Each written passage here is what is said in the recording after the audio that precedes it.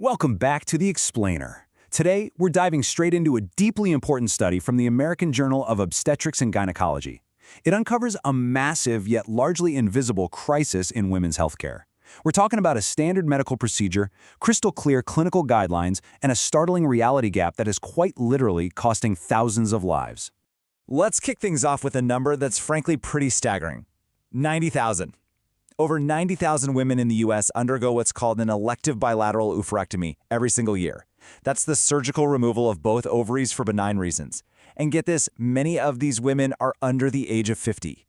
Now, removing the ovaries can absolutely be a necessary step for treating certain severe conditions, but we have to understand that it flips an immediate and profound switch in the body.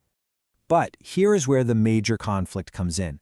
Because removing the ovaries drops estrogen levels overnight, clinical guidelines strongly, and I mean strongly, urge hormone replacement therapy. Yet, despite those clear recommendations, the median duration women actually stay on estrogen after this surgery is a mere 5.3 months. That's it.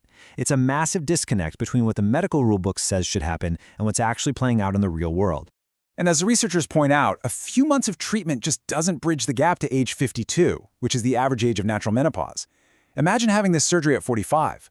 5 months of therapy leaves you with almost 7 years of severe estrogen deprivation. This isn't just some minor administrative oversight. It's a huge clinical care gap, leaving thousands exposed to severe long-term health risks. So, to really wrap our heads around this, here is our roadmap for today. 1. A troubling medical trend. 2. Understanding surgical menopause. 3. Measuring the reality gap. 4. The cost in disease. 5. The cost in lives. And finally, 6. Closing the care gap. All right, let's jump in. Section 1. A troubling medical trend. This summary, straight from the American Journal of Obstetrics and Gynecology, confirms exactly what we're dealing with: real-world morbidity and mortality linked to underusing estrogen therapy. What's crazy is that the medical community has actually seen a decrease over time in estrogen use among these premenopausal women. The researchers essentially wanted to ask, what is the actual population-level fallout of this downward trend over the long haul? Section 2. Understanding surgical menopause. Okay, before we get into the math, let's break down the medical jargon. Natural menopause is a gradual transition, right? It takes years.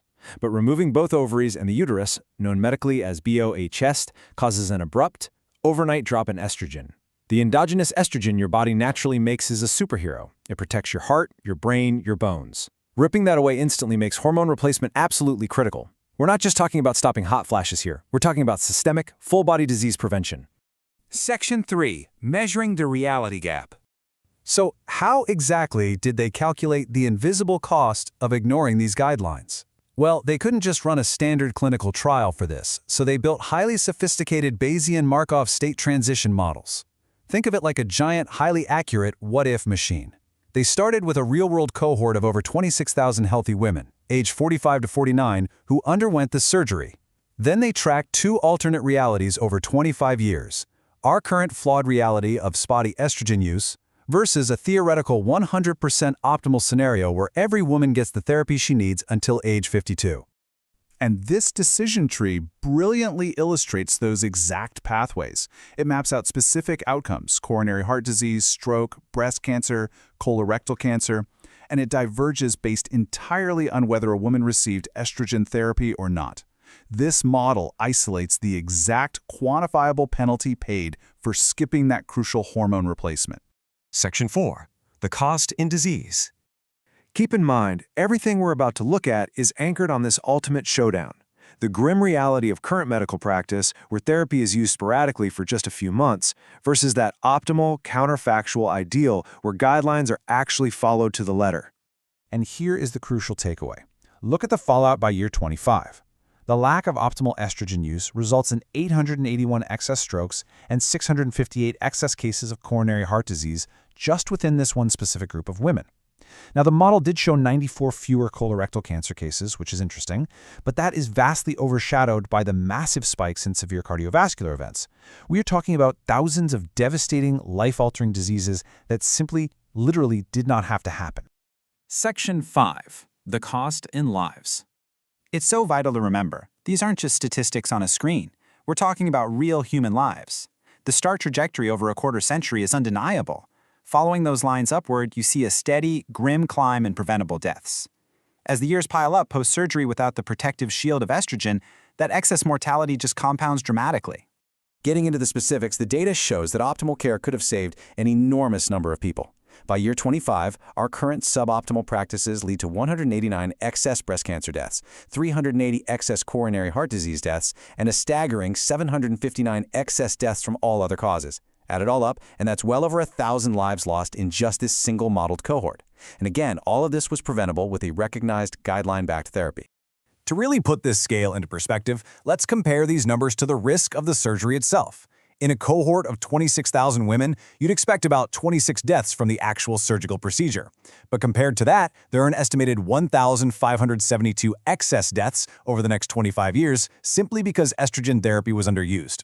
I mean, wow, that is a massive 60-fold increase in mortality driven entirely by postoperative care decisions. Section 6. Closing the care gap.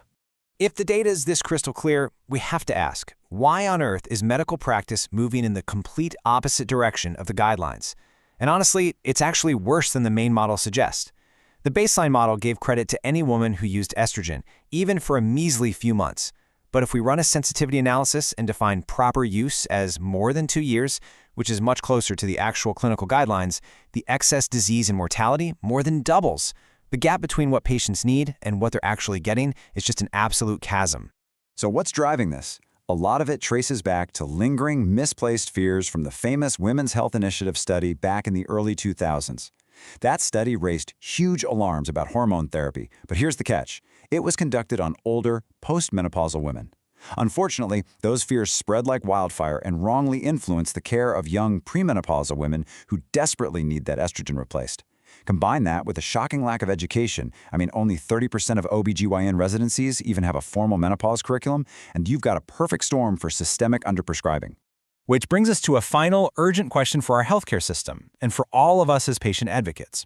If a simple, guideline-backed therapy is proven beyond a shadow of a doubt to save thousands of lives and prevent severe cardiovascular disease, how can we empower patients and providers to close this care gap today? It's time we make sure that surviving the surgery isn't just the beginning of a preventable decline, but a gateway to a long, healthy life. Thanks so much for joining me for this explainer, and I really hope this empowers you to ask the right questions about your own healthcare.